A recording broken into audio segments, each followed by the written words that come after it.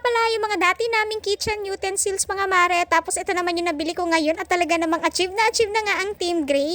Alam nyo ba mga mare, sa totoo lang, nako, sobrang tagal ko na talaga naghahanap ng mga kitchen utensils na kulay gray na maganda talaga ang quality at talagang hindi ko pagsisisihan. Kaya nung nakita ko nga ito online mga mare, nako, hindi na ako nagdalawang isip pa na ibenta nga yung mga luma naming kitchen utensils para nga meron nga din akong pambili ng mga ganitong bago. At bukod nga sa kulay na ito mga mare na kulay gray, ay nagustuhan ko din talaga yung pinaka-handle niya dahil nga stainless na nga to. Grabe mga mare, alam nyo ba na sobrang tagal ko na talaga naghahanap ng mga kitchen utensils nga na kulay gray na talagang maganda ang quality, pero finally ito na nga mga mare at nakahanap na nga ako. Kaya nung nakita ko na nga ito online mga mare, naku, hindi na ako nagdalawang isip na kumpletuhin nga ito at baka nga maubusan ako ng stocks. At sa ganda nga ng quality nito mga mare, na kung feeling ko talaga na matagal-tagal din namin itong magagamit. Wala naman akong problema mga mare doon sa mga luma naming kitchen utensils na ko talagang gustong-gusto ko lang talaga yung mga ganitong kulay. Dahil noon pa man mga mare, nung nagsisimula pa lang kami, na ko talagang gustong-gusto ko na talaga ang kulay puti tsaka naman kulay gray. Ang ganda kasi talaga ng combination nga ng white and gray mga mare, kaya talagang sobrang nagustuhan ko nga. At sa sobrang excited ko nga mga mare, ayan, isinabit ko na nga pala dito nga sa aming stove rack. Grabe mga mare, sobrang kinikilig talaga ako dito nga sa mga bago naming kitchen utensils. Yung link nasa comment section.